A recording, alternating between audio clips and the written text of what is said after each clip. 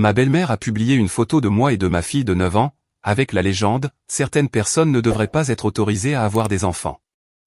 Toute sa famille s'en est mêlée, se moquant de nous, multipliant les insultes, et aimant chaque commentaire cruel. Mon mari ne s'est pas joint à eux. Il a publié ceci. La conversation de groupe est devenue un silence de mort. J'ai trouvé ma fille Hazel dans sa chambre, en train de déchirer sa peinture préférée. Pas n'importe quelle peinture. Celle sur laquelle elle avait travaillé pendant 3 jours. Celle qu'elle avait transportée dans toute la maison, comme un animal de compagnie. Celle dont elle m'avait dit qu'elle était, enfin, fière. La moitié était déjà en lambeaux sur le sol, quand je suis entré. Elle ne m'a pas entendu, au début. Ses épaules tremblaient. Ses mains tremblaient. Tout en elle tremblait.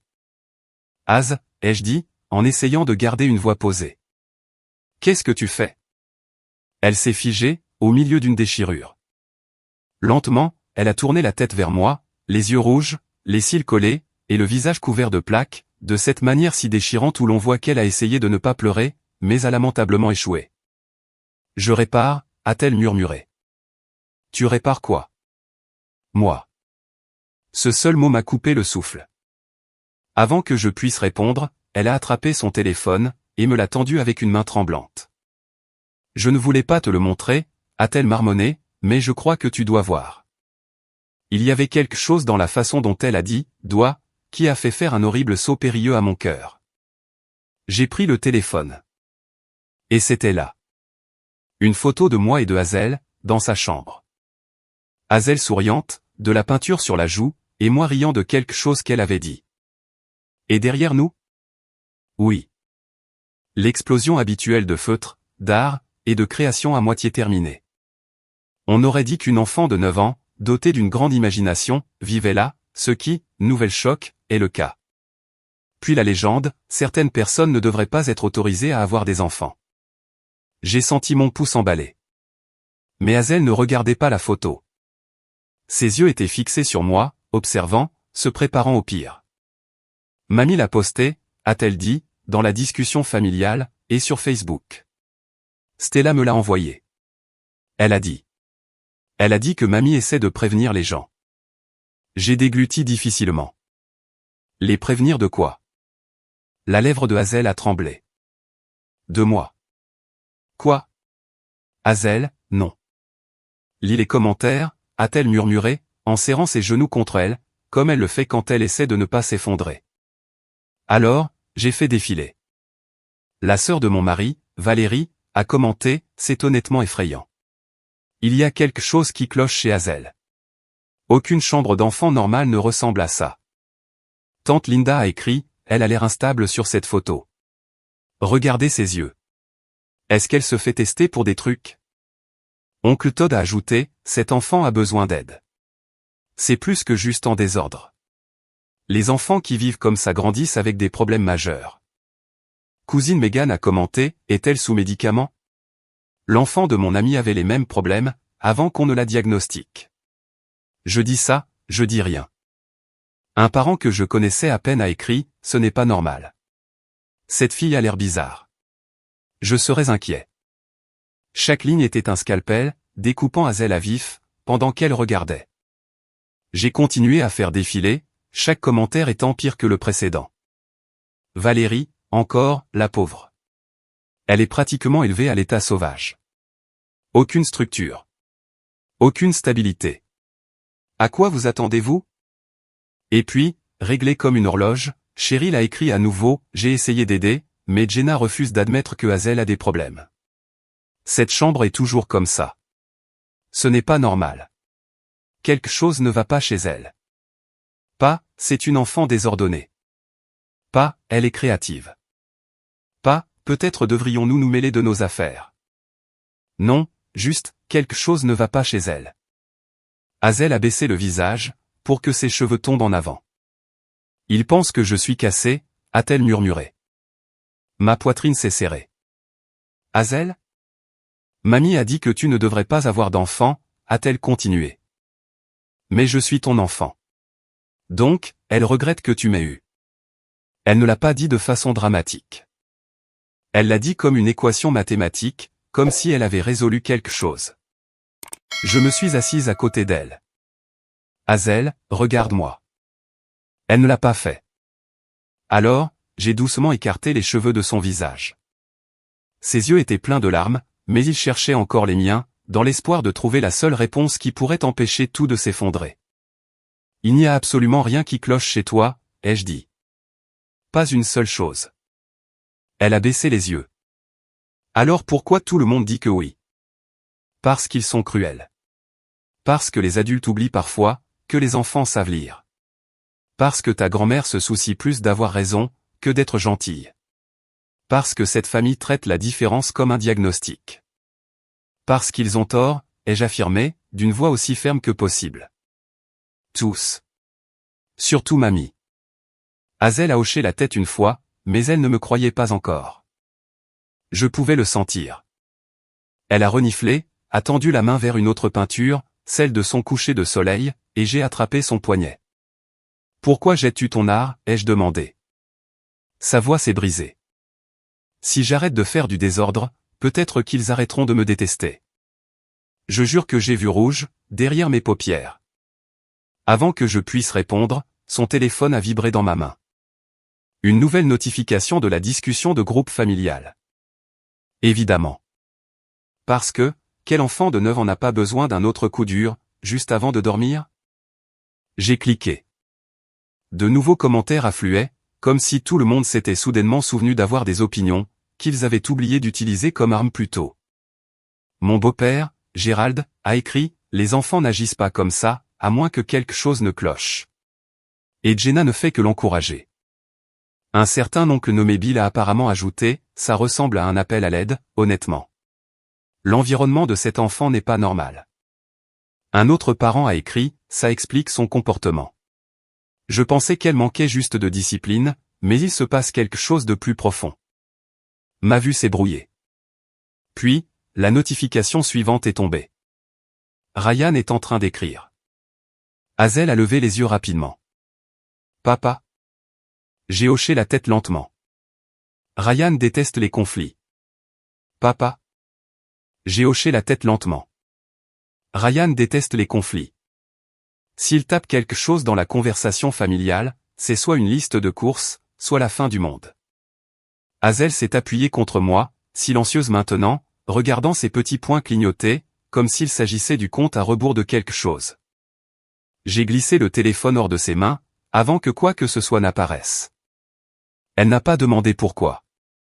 Elle s'est juste blottie contre moi. Les poings ont clignoté. Se sont arrêtés. On recommençait. Ma poitrine s'est serrée. Ryan n'avait aucune idée que Hazel avait vu la publication.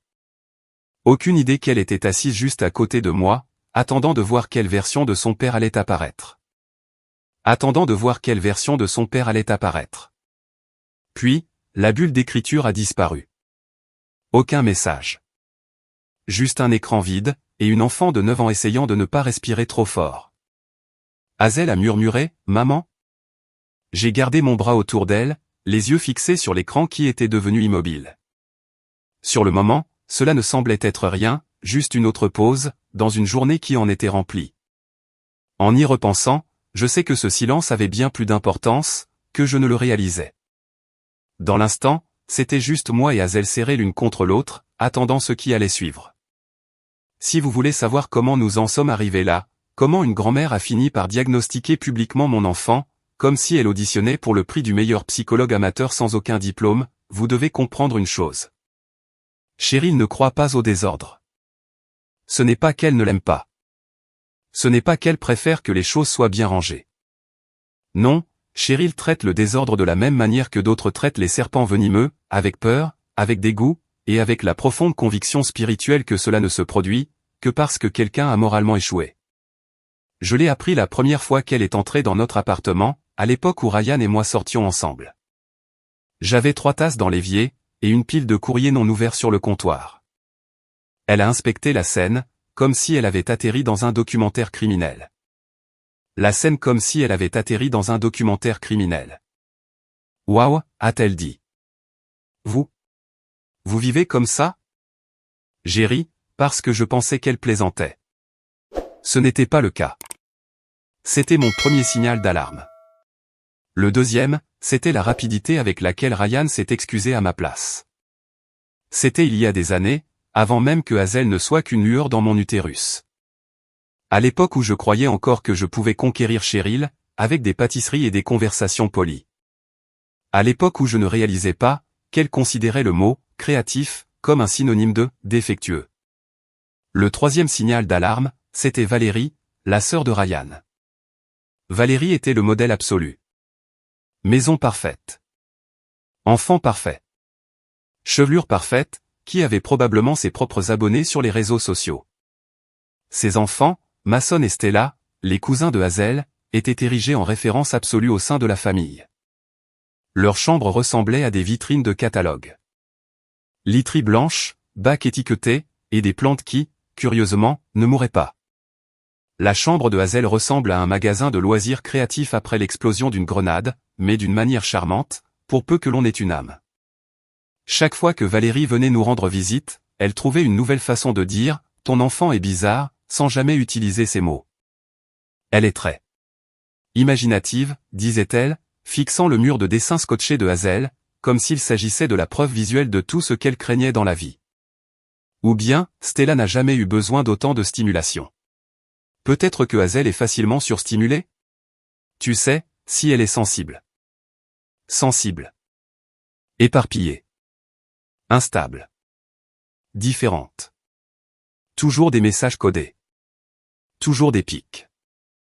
Toujours de la soi-disant inquiétude, enveloppée dans une fine galette de jugement. Et Cheryl buvait du petit lait. Elle adorait comparer les cousins. Elle adorait la façon dont Stella alignait ses crayons, tandis que Hazel créait des univers entiers, à partir de bouts de papier et de paillettes. Mais pas d'une manière qui dirait que les enfants sont uniques et merveilleux. Non, elle traitait cela comme une leçon de morale. L'enfant sage, contre ce que Hazel était censé être. Je ne sais pas à quel moment Cheryl a décidé que la créativité de Hazel n'était pas seulement du désordre, mais une pathologie. Mais c'est arrivé discrètement. Graduellement. Un commentaire par-ci, un commentaire par-là. Hazel se sent facilement dépassée. Hazel ne semble pas savoir comment se calmer. La chambre de Hazel me donne de l'anxiété. Une fois, et je ne l'oublierai jamais, Cheryl s'est baissée devant Hazel, qui avait 6 ans à l'époque, et lui a dit, avec une inquiétude de grand-mère mortellement sérieuse, « Ma chérie, est-ce que tu te sens confuse dans ta tête? Parce que ça a l'air très confus, ici. » Hazel a juste cligné des yeux. J'ai failli me mordre la langue jusqu'au sang. Mais Ryan? Il n'a rien dit. Pas parce qu'il était d'accord. La vérité, c'est qu'il adore Hazel. Mais parce que le silence était la façon dont il avait survécu à son enfance. Si Cheryl était la reine de l'ordre, Ryan était le preux chevalier, celui qui ne se plaignait pas, même quand son armure lui entaillait la peau. Et c'est la partie que je n'ai jamais voulu regarder de trop près. Son obsession pour l'ordre n'était pas seulement une question de propreté. C'était une question de contrôle. Un contrôle qu'elle exerçait avec sa voix. Un contrôle qu'elle maintenait par la culpabilité. Et un contrôle qu'elle imposait par l'argent. Eh bien, par notre argent. Voyez-vous, le fait que Ryan soit l'enfant responsable s'accompagnait apparemment de frais d'abonnement. Ça a commencé doucement, comme le font toutes les manipulations financières. Pourrais-tu nous aider à payer la facture d'électricité, ce mois-ci? Nous sommes juste pour les courses. Peux-tu participer? L'essence coûte cher.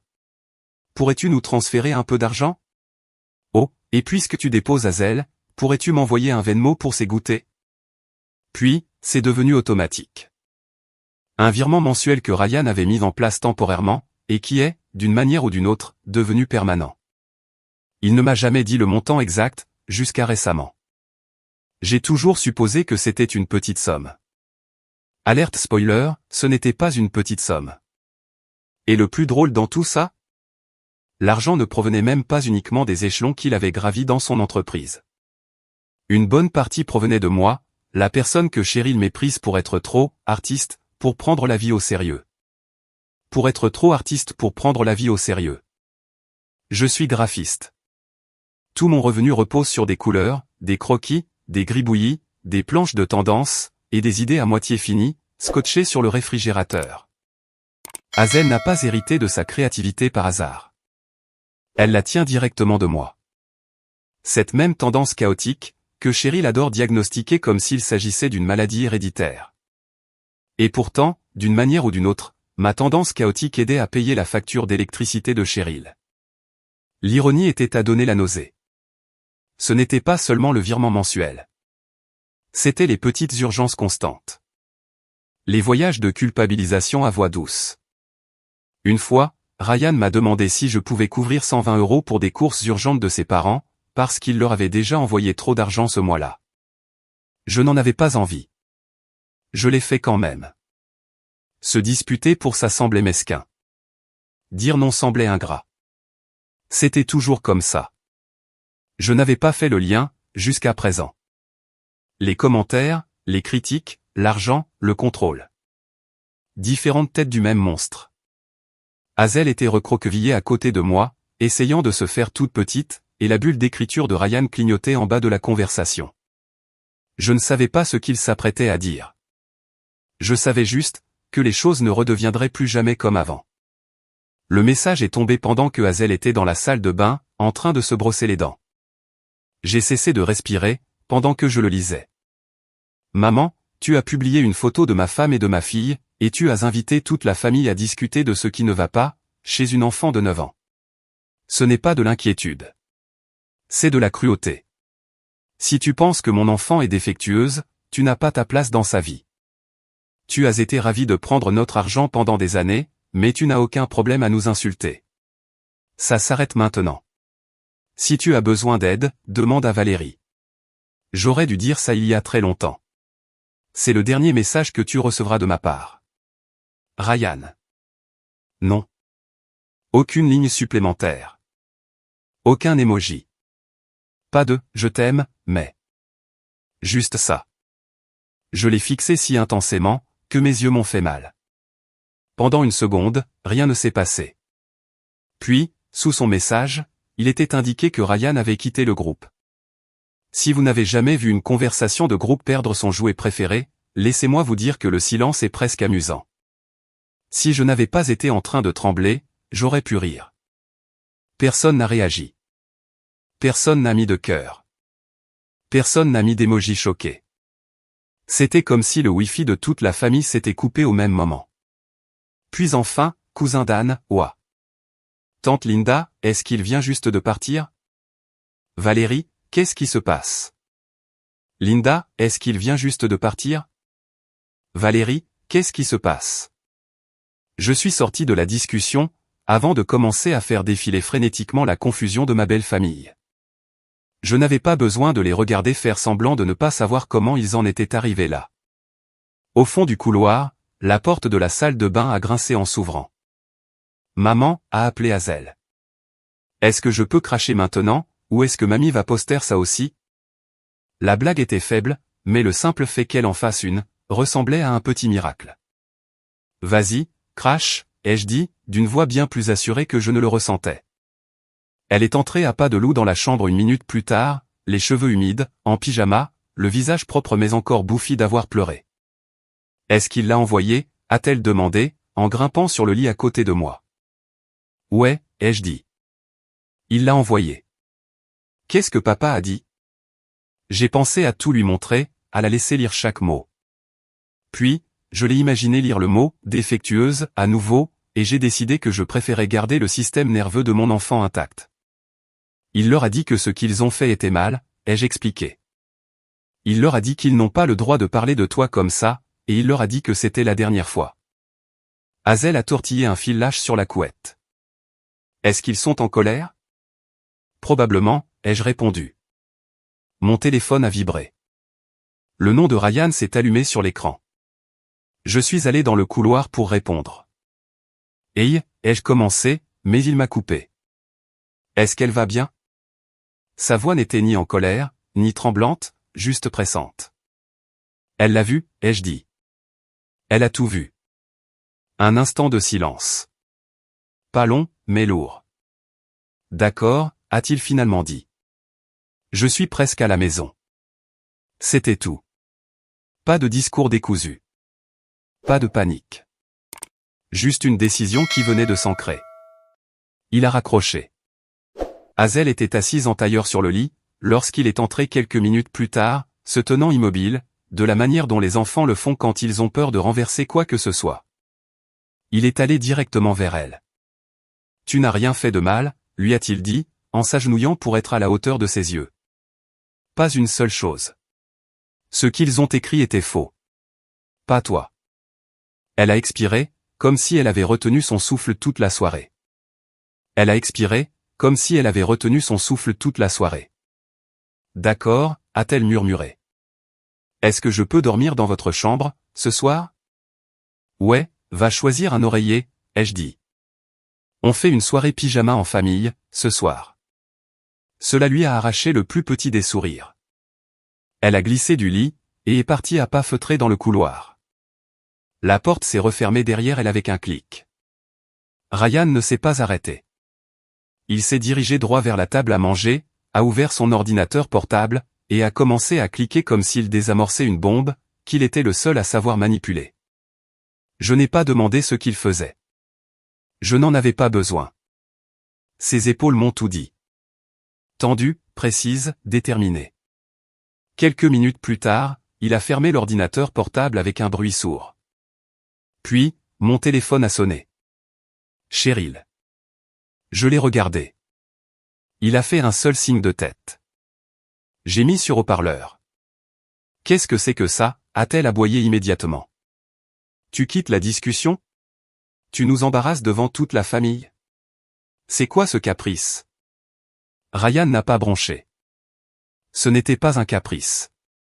Tu es ridicule, a-t-elle dit. Tu ne penses pas un mot de ce message. Tu es sous le coup du stress. Jenna te remplit la tête de... Arrête, a-t-il dit. Calme. Plat. Le genre de voix qui met fin aux conversations, et non qui les commence. Tu nous dois le respect, a aboyé Gérald en arrière-plan. Nous t'avons élevé. Nous t'avons soutenu. Tu n'as pas le droit de simplement t'en aller. C'est déjà fait, a répondu Ryan. Cheryl a lâché un ricanement méprisant, assez tranchant pour couper une cloison.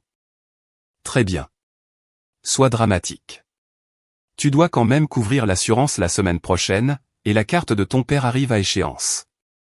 Et le... Non, a dit Ryan. Une longue pause stupéfaite. Comment ça, non, a exigé Gérald. Je ne paie plus rien. Plus rien. Un autre silence. Celui-ci plus vif, confus. Je pouvais presque entendre Cheryl, en train d'essayer de faire le calcul mentalement. Tu le feras, a-t-elle dit finalement, d'une voix cassante. Une fois que tu te seras calmé, une fois que tu réaliseras à quel point tu es ingrat. Ryan ne lui a pas donné la satisfaction d'un soupir. Je ne paierai plus jamais pour rien.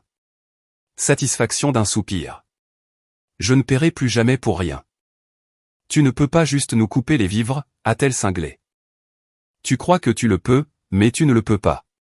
Tu dois retrouver la raison. Ryan m'a regardé, puis a regardé le téléphone.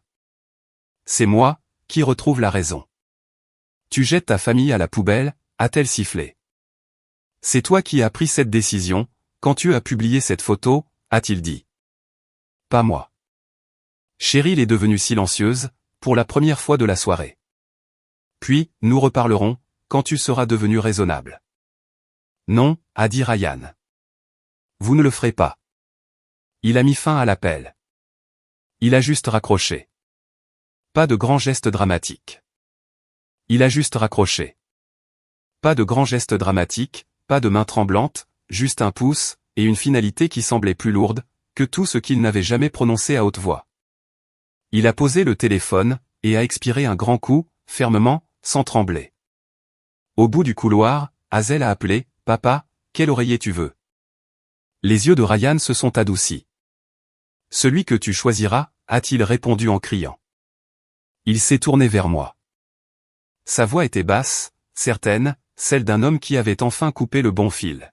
« Ce n'est pas fini, » a-t-il dit. « Pas après ce qu'ils ont fait. » Et je savais qu'il avait raison. Si vous avez déjà vu quelqu'un perdre le contrôle d'une histoire, qu'il était si sûr de maîtriser, vous connaîtrez le son exact, que Cheryl a produit 2 jours plus tard. C'était l'équivalent numérique d'un hurlement.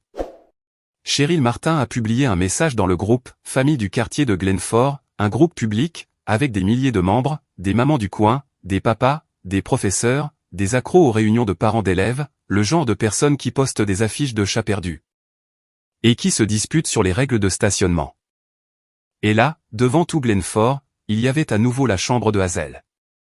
Sauf que cette fois, la légende n'était pas « certaines personnes ne devraient pas être autorisées à avoir des enfants ».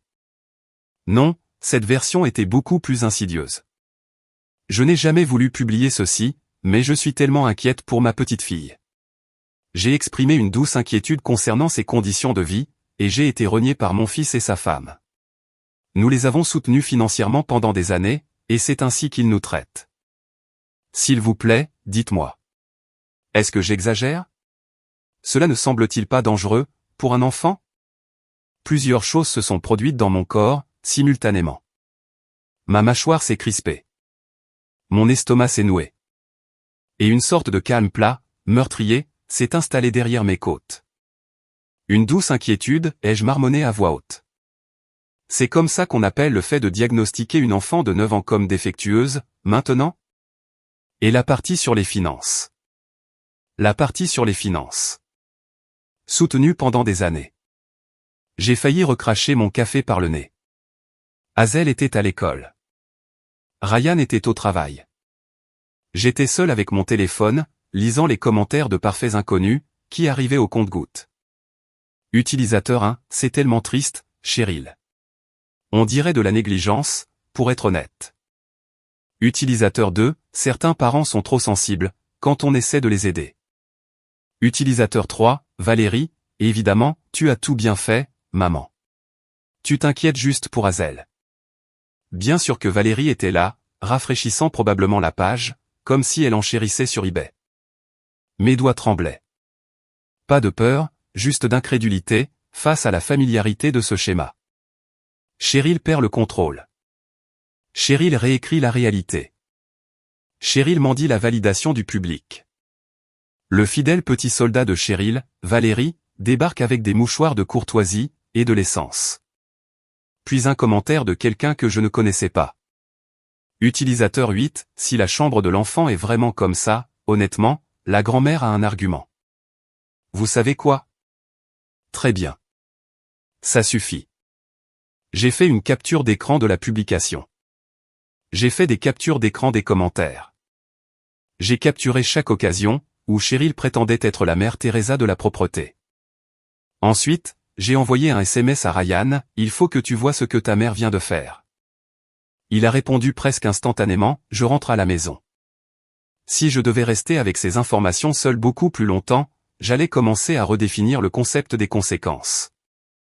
La porte s'est ouverte 20 minutes plus tard. Ryan est entré, avec cette même énergie, cette même colonne vertébrale en acier qu'il avait eue la nuit où il avait enfin arrêté de tolérer leurs bêtises, sauf que maintenant, elle portait une arête silencieuse. Où est-ce? A-t-il demandé. Je lui ai tendu mon téléphone. Il a lu. Mâchoire serrée. Les yeux se plissant légèrement à chaque ligne. Il a fait une pause sur la phrase, nous les avons soutenus financièrement. Puis, il a expiré lentement. D'accord, a-t-il dit. Elle a choisi le mauvais mensonge, aujourd'hui. Il s'est dirigé vers la table, s'est assis, et a sorti son propre téléphone. Je pensais qu'il allait pester. Ou l'appeler. Ou, à Dieu ne plaise, essayer de raisonner avec l'irraisonnable. Mais non, il a tapé un texte. Un commentaire unique, précis, et mortel, sous la publication de Cheryl. Je regardais par-dessus son épaule. Maman, s'il te plaît, arrête. Tu n'as pas exprimé d'inquiétude. Tu as publiquement insulté Hazel, tu as encouragé des commentaires qui la diagnostiquaient, et tu as utilisé sa photo sans permission. De plus, tu ne nous as pas soutenus financièrement.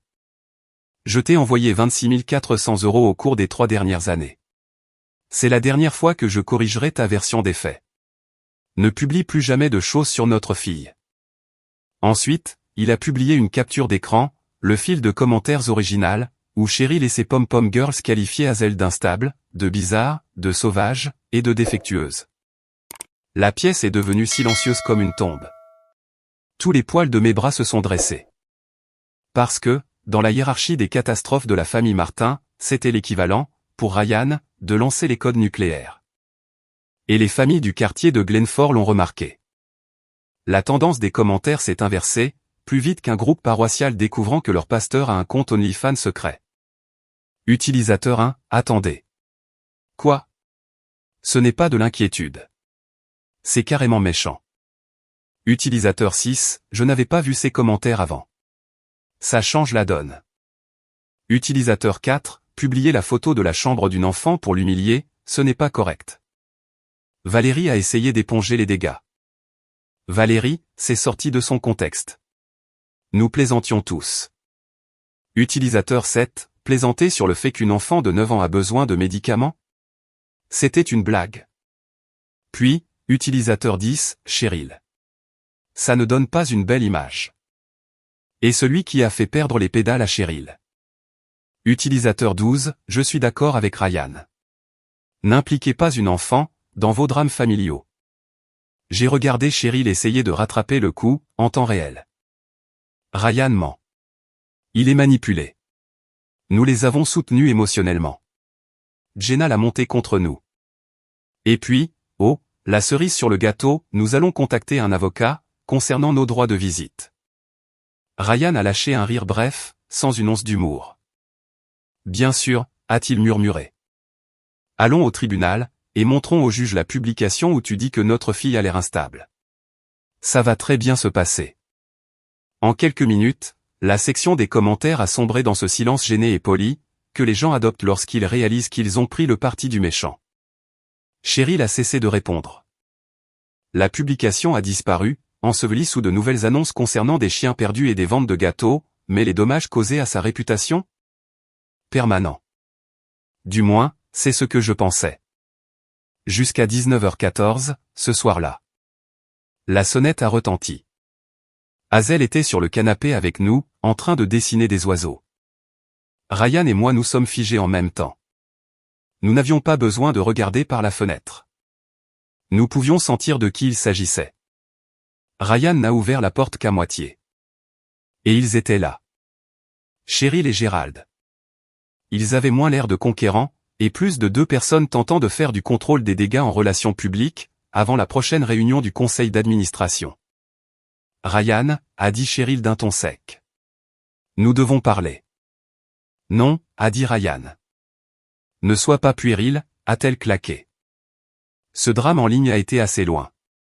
Nous pouvons passer à autre chose. Vous avez humilié notre fille, a dit Ryan. Nous n'allons pas passer à autre chose. Cheryl a ricané. J'ai publié ça parce que j'étais inquiète, et au lieu de me remercier, tu nous as coupé les ponts. Tu te comportes comme un fou. Maman, a dit Ryan, d'une voix basse et patiente. Tu as menti. Encore. Tu as déformé ce qui s'est passé. Encore. Et tu y as mêlé Hazel. Encore. Encore.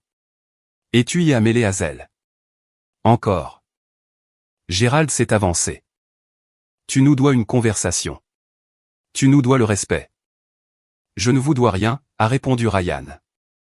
Et puis, Cheryl a eu recours à la marque de fabrique classique, d'un effondrement narcissique. Nous parlerons, quand tu auras retrouvé tes esprits. Ryan n'a pas cligné des yeux. Il n'y aura pas de prochaine fois. Derrière moi, Hazel a jeté un coup d'œil par-dessus le coin du canapé, regardant son père mettre le feu à des générations de conditionnement, à main nue. Ryan a de nouveau essayé Cheryl, la voix se brisant très légèrement. Tu l'as choisie, elle, plutôt que nous? Il a répondu instantanément, oui, et j'aurais dû le faire, il y a très longtemps. Il a fermé la porte. Pas de claquement. Pas de drame. Juste une fin silencieuse, à une performance théâtrale qui durait depuis des décennies. Et quelque part, derrière cette porte fermée, je jure que j'ai pu sentir quelque chose d'énorme changer. Pas en Cheryl. Pas en Gérald. En nous. Dans notre maison. Dans le monde de Hazel. Pour la première fois, l'air semblait respirable. Et pour la première fois, j'ai su que le prochain chapitre n'allait pas du tout parler d'eux. Il allait parler de nous. 6 mois plus tard, le silence est toujours maintenu. Cheryl et Gérald ne nous ont plus jamais contactés, en tout cas, pas directement. Valérie a essayé une fois. Elle a appelé pour nous informer, de sa voix de princesse la plus blessée, que maman et papa s'attendent à ce que tu recommences à les aider, financièrement. Ryan a juste dit, c'est ton problème, maintenant, et il a raccroché. Elle n'a pas réessayé. Nous n'avons des nouvelles que par le bouche à oreille de Glenford, qui, malheureusement pour Cheryl, a la mémoire longue. Son message de « grand-mère inquiète » s'est violemment retourné contre elle. Les gens chuchotent encore. Ils l'évitent aux réunions de parents d'élèves. Quelqu'un m'a dit qu'elle avait essayé de se porter bénévole lors d'une kermesse scolaire, et qu'elle avait fini par tenir un stand toute seule, parce que personne ne voulait partager une table avec elle. Et puis, le coup de grâce. Ils ont dû vendre leur maison. Ils ont déménagé pour quelque chose de plus petit, de moins cher, et de beaucoup plus éloigné. Actes, conséquences, etc. Pendant ce temps, notre vie ? Bien meilleure que tout ce que j'aurais pu imaginer. Tout cet argent que Ryan avait l'habitude d'engloutir dans ce trou noir, reste avec nous, désormais. Nous avons emmené Hazel pour ses premières vraies vacances. Nous rendons même davantage visite à mes parents. Il s'avère qu'il y a beaucoup plus d'espace émotionnel, quand on ne gère pas constamment les attentes des autres. Hazel dessine presque tous les jours. Elle m'a dit qu'elle aimerait peut-être devenir artiste, quand elle sera grande. Je lui ai dit qu'elle l'était déjà. Alors, qu'en pensez-vous? Sommes-nous allés trop loin, ou pas assez? Dites-le moi dans les commentaires, et abonnez-vous pour d'autres histoires.